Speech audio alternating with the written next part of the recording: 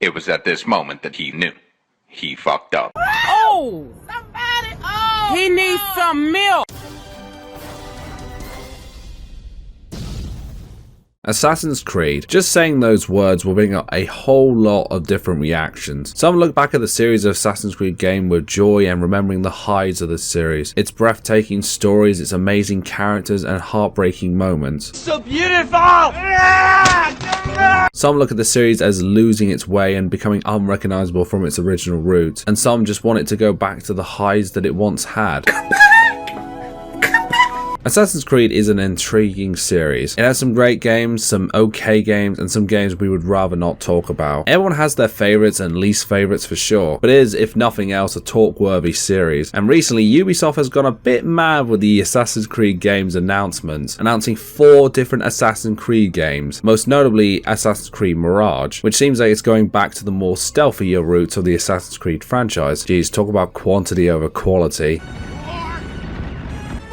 So it is good news that it's taking Assassin's Creed back to its root, and I think we can all agree that is a wise and very sensible idea. I mean, it's not like the series is called Assassin's Creed or anything. I don't know, man. Ubisoft is a company with its own mind and its own weird imagination. Stupid. With all the eyes being on Mirage, I was thinking about how the series has changed and moved away from the stealth area gameplay, or how it's progressed, or in some cases degressed over the years. With that in mind, I decided to look at the series' origin, not that one. Assassin's Creed 1, the OG, the first, and the start of a very flawed series. Released in late 2007, Assassin's Creed 1 is still seen as a classic by many to this day. 15 years later, is Assassin's Creed 1 still the loved classic, or has it been clouded by the nostalgia wave? Well, let's answer that question. Before we start, make sure to like and subscribe for more future content, and click the notification bell to be updated when new videos release. So let's take a leap of faith into Assassin's Creed 1 and find out. Spoilers ahead, of course. With any Assassin's Creed game, one of the most important areas, and arguably one of the most roll of the dice whether it's good or not in these games, is the plot. So let's start there. AC1 starts in 2012. Our modern-day protagonist, Desmond Miles, is kidnapped by the agents of Abstergo Industries. Abstergo is the world's largest pharmaceutical company and secretly an evil company using a device known as the Animus to simulate genetic memory of a person's ancestors. An evil company using VR tech. That sounds oddly familiar. See, Desmond is being forced to relive the memories of one of his late ancestors. Altair, I'm not even going to try to say the last part of his name, probably because I will butcher it. Because I'm an idiot. Happy? Under the supervision of Dr. Warren Vidic and his assistant Lucy Stillman. Altair is a member of the Assassin Brotherhood in the year 1191, who lived during the Third Crusade in the Holy Land. We're going back in time. After a series of trials to get him synced up to the Animus, Desmond is ready to get going in the Animus' system. See, Abstergo are looking for certain information during Altair's timeline. However, they can't get that information until Desmond goes through all of Altair's memories to reach that key information they're after. It's weird because with this game, I feel like you have to go into the story and game as a whole with 2 mindsets, being in 2007 when it first came out and in hindsight in 2022. I remember back in 2007 really not liking the modern day stuff. I found the intro was just too overstuffed with expositions every 5 seconds. In particular, I know this is going to be a controversial opinion, I found Desmond really unlikable in the opening and I just wanted to get straight into the Assassin's gameplay. How dare you! However, I was stupid back in 2007, and with hindsight being 2022, I really like Desmond and this opening. Sure, they do go a bit mad over explaining stuff, but a lot of Assassin's Creed games do that, and actually now that I think about it, a lot of modern games do that too. But there is a nice interesting mystery about Abstergo, what they want, what Desmond's role in the whole plan is, and the information they are after in particular. I don't know, man. You've been seeming sus lately. Now we go to Altair, who is shown trying to attempt to retrieve one of the series of artifacts known as Pieces of Eden from Solomon Temple, with the help of fellow assassins Malik and his brother Kadar. Before they can get the treasure, however, they are stopped by Robert de Sar, Grand Master of the Knights of the Templar and the sworn enemy of the assassins. During this part, we really see how much of a prick Altair is. He is very arrogant and he breaks all 3 of the assassins' tenets within literally 10 minutes, which are, stay your blade from the flesh of the innocent, do not draw attention to oneself whenever possible, and never compromise the Brotherhood. He breaks all 3 in literally 5 or 10 minutes. That has to be a record, surely. You fucking You bastard! Due to his attempt botched to kill Robert, Malik's brother is killed and Malik's left arm is crippled and later amputated. Now that's a lot of damage! Because of Altair's mistakes. Al-Mulin, the head of the assassins, understandably is not thrilled with Altair's failed mission as he returns to the assassin's stronghold at Masyaf with apologies of the failed mission to his master. I am very sorry and I apologize for the inconvenience of me not keeping up. Malik survives, however, and comes back with the artifact and gives Altair one hell of a verbal beatdown. But before they can sort out the current issue, Robert attacks Masyaf. They manage to hold the attack and force the Templars to retreat. In the aftermath, however, Al-Mulin demotes Altair to a novice, stripping him all his previous ranks he gained through the Brotherhood. Now you may be asking, how do you demote someone in a rank of an assassin? Well, it's simple really, by stabbing them, of course. I mean, it is super effective, though Altair is not dead. Instead, Al-Mulin gives him a very important task, giving him another chance to rise up back through the ranks of the Brotherhood. I'm not dead. He tasked Altair with the assassination of 9 key figures across the Holy Land, in Jerusalem, Acre, and Damascus. This is an aim to bring peace between the Crusade and the Saracen forces, while at the same point stopping the Templars from getting the Peace of Eden back. And that's the main quest for the game, to be honest. I'm going on an adventure! The pattern goes like this: go to a specific location, talk to the city's Assassin's Bureau, find out information on the target, get the permission to kill the target with the knowledge gained, and finally execute the target. I do like the Assassin's Bureaus though, even if some of the advice they do give is a bit weird. Jelly shouldn't run. It should wobble.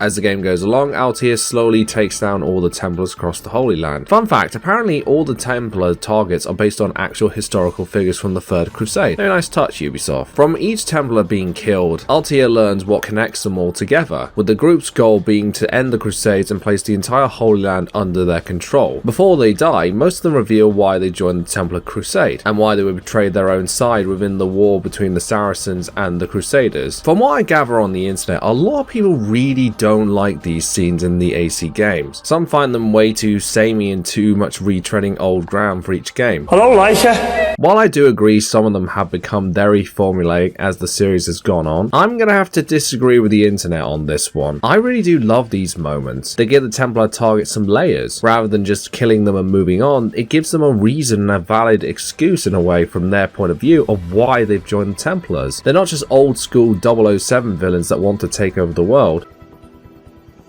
They all join for different reasons, whether it's due to lacking faith in their side in the war, a chance for power, a chance to save some more lives, or even in their own twisted point of view to help people in these desperate times. So what I told you was true, from a certain point of view. And yes, I do agree that some of them have become watered down as the series has gone along, but I really do love these bits, and the scenes that properly introduce them as well, showcasing their personalities on display. But it's actually kind of a twisted thing, because what they actually think they're doing is right. In the end, they're just causing more pain and hurting the people they're actually claiming to help, and thus, that's why Altair is here in the first place. They're honestly brilliant bits of writing. Well done, Ubisoft. It's just a darn shame you can't apply that to your modern day games.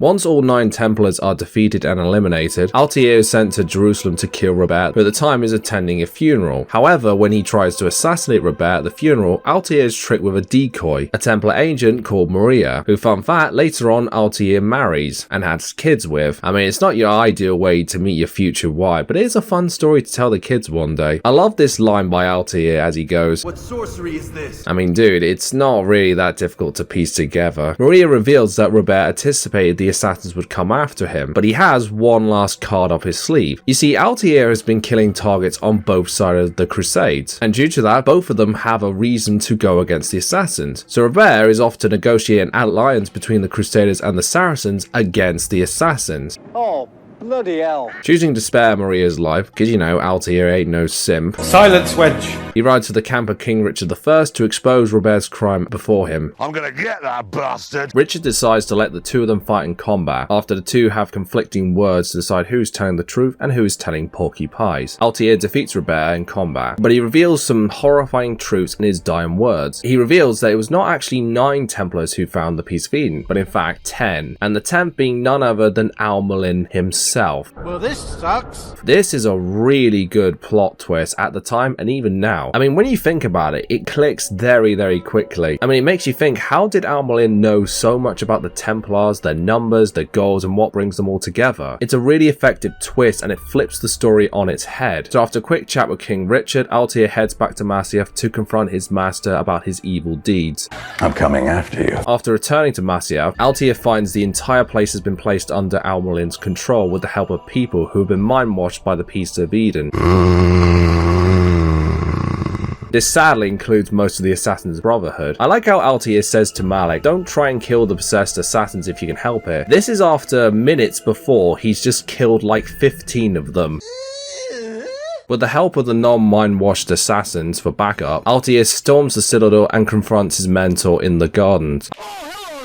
Al-Mulin has become addicted to the power of the apple, saying he was never good at sharing it and just wanted all the power for himself. Basically, he's gone full Gollum from Lord of the Rings. Also, I've never seen Lord of the Rings, sorry. His justification is that he's found proof that nothing is true and everything is permitted, the assassin's tenant, basically. Altair engages him in combat, fighting his way through illusions of the Templars he's already killed, and finally takes down Al-Mulin once and for all. I really like how Altair says in Arabic, nothing is true, everything is permitted to Al-Mulin, showing his error of his ways and showing how addicted he was to the apple. You can just look at his face and see the absolute regret and just the moment of, oh god, what have I done? Altair tries to destroy the apple afterwards, but instead it unlocks a map showing the locations of countless different pieces of Eden around the globe. This is the way. This is the way. And back to the present day we go. At this time, you are sleeping. It's not possible. Over the course of the present day section, Desmond has been learning more about the Templars and Abstergo, and that the Abstergo is basically just a front image for the Templar Order, an illusion, much like with Umbrella how it was a pharmaceutical company but actually an evil organization creating viruses. I can never stop talking about Resident Evil, I swear to god. At one point later on in the story, the assassins launch an unsuccessful attack on the Abstergo facility to rescue Desmond, resulting most of them being killed off. Side note, Warren, did you not feed Desmond this entire time? Like, days passed since they first kidnapped him and he hasn't had a single thing to eat. Like, Warren, dude, give him some fucking breakfast already. I'm very hungry. After completing the last of Altair's memories, Desmond has unfortunately outlived his usefulness to Abstergo, and Vidic's superiors have prepared to kill him. But Lucy at the last minute, who is heavily implied to be an assassin mole, convinces them to keep him alive for further testing. They all leave the room and Desmond is left alone, where upon returning to his room he discovers some strange drawings on the wall, foretelling a horrific catastrophe event that will wipe out humanity. These are also from the previous subject who was in this facility, ending the story with Desmond wondering what these images are, and we're not going to get an answer for quite a while. See you in the sequel. And that about wraps up the story. Sing for the year, sing for the left, and sing for the tear. So what are my thoughts on AC1's story? I think overall the story is fine. It's solid, if a bit safe and a bit simple. One thing I really do appreciate about this story is Altair. I think he honestly might be one of my favorite protagonists in a video game. He goes from, well, at the start being, if we're being honest, a bit of a prick, to by the end being a more humble and more knowledgeable assassin. In a way, Altair at the start of the game, if he was forced to fight Al-Mulin, would never beat him. He only beats Al-Mulin because he becomes a more skilled and wiser person. There are a lot of massive moments in this game, but they're kind of really shoved at the start and the end, with the middle portion of this story suffering a little bit. It's not bad, but it is noticeable. But what I appreciate is how subtle this game is with its direction and the little details, showing how the Templars are connected together and how it builds up to a big crescendo at the end, linking up all the key points and parts to make one big surprise. As I stated earlier, I really like the twist at the end. And when you really sit down and think about it, Al-Mulin's plan is kind of genius. He basically uses Altair as his pawn to get rid of all the other Templars so he can have the Piece of Eden all to himself. The Monday stuff is way better than I remember it being. I remember really not liking it at all, and I think the reason I did not like it back in 2007 was because I felt like it broke up the more interesting parts of the story, mainly the stuff in the past. Boring. Because while the modern day stuff is not nearly as in-depth as the past stuff, there is some good stuff here for sure. Like the past scenario, it paints a bleak but not so different situation, with the Templars seeking control and power at any chance they can. and how far they're willing to go to get that power. It also shows they have learned from their mistakes in the past. That's why the Animus and Abstergo are so useful to them. They can have it as a front so that they can hide their true motives and plans from everyone else. I really like Warren as a character though. He's very cocky because of his position in Abstergo, but when his plans fall apart, like when the assassins attack, his confident personality shatters like a hammer through a glass window. Now I'm panicking.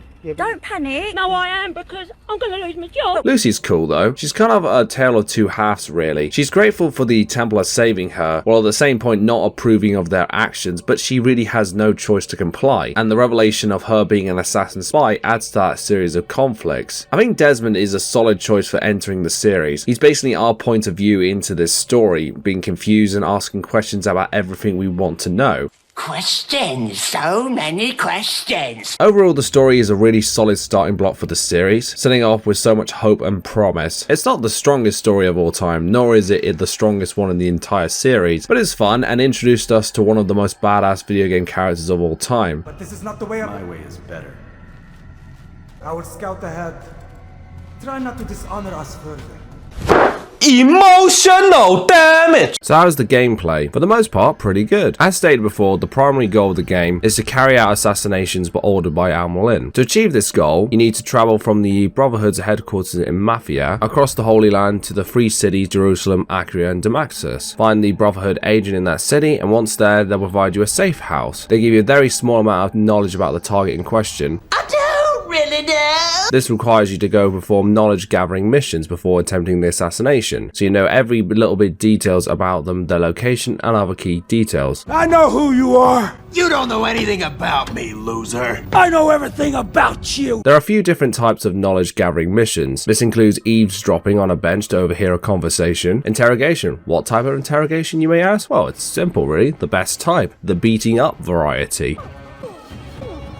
Pickpocketing, and completing tasks for informants and fellow assassins, like taking out certain guards and collecting flags, both under a time limit. I do find it hilarious how these fellow assassins give these tasks to Altair, tasks that they were sent to do themselves. You lazy bastards. I can see why Altair is the most useful one of all of you. You're a lazy bastard. There are a number of side objectives too. This includes climbing tall towers to map out the city. God, I love the beautiful scenery when you finally synchronize at the top. Oh, it's beautiful. Saving citizens who are being threatened or harassed by the city guards. On a side note, I do love how all of them just say, I only wish my sons were half as brave as you. You guys are terrible fathers. There are also a variation of additional memories, such as hunting down and killing Templar agents within the city, and flag collecting, something which Assassin's Creed games love, collecting loads and loads and loads and loads and loads of different trinkets which ultimately mean bugger all in the grand scheme of things besides 100% save file. However, there is a catch to all of this. You need to make sure you are aware of how noticeable Altair is to the enemy guards, as well as the current state of the local area via the social status icon. You have different profile actions which allow Altair to blend into nearby crowds, pass through by citizens and perform other non-threatening attacks. You need to take advantage of this in order to perform assassinations and different tasks that can be used to hide and reduce the alertness level. However, high profile actions are more notable, like running, scaling up buildings to climb to vantage points, attacking foes. Performing these actions at certain times will raise the local awareness level, which will cause the guards to attack you and the status icon to turn red. Once the area is high alert, crowds run, scatter while the guards try to attempt and chase you. You can reduce the alert level by breaking the guards' line of sight.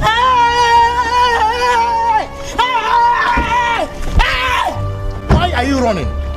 Why are you running? By finding a hiding spot such as a haystack or a rooftop garden, or blending into citizens sitting on benches, hell, even wandering scholars. You can also use eagle vision to highlight different targets and guards as well, which is very useful when you're trying to perform different actions and knowing where other guards are. I always wonder if the guards just know Altair just uses these haystacks, why not just set them on fire? Those citizens though, pushing you and getting in your way, they can fuck right off. I see there's only one way to sort this. I may not be able to kill innocents by the synchronization bar, but it never said I couldn't punch them though.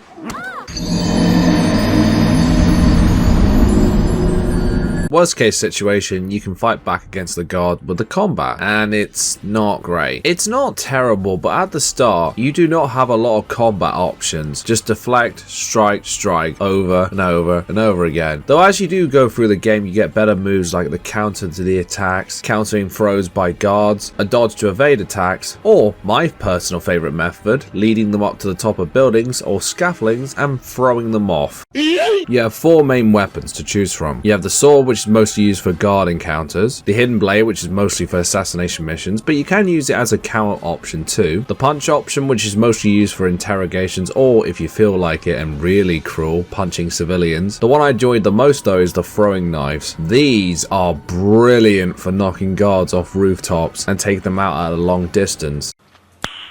Nice.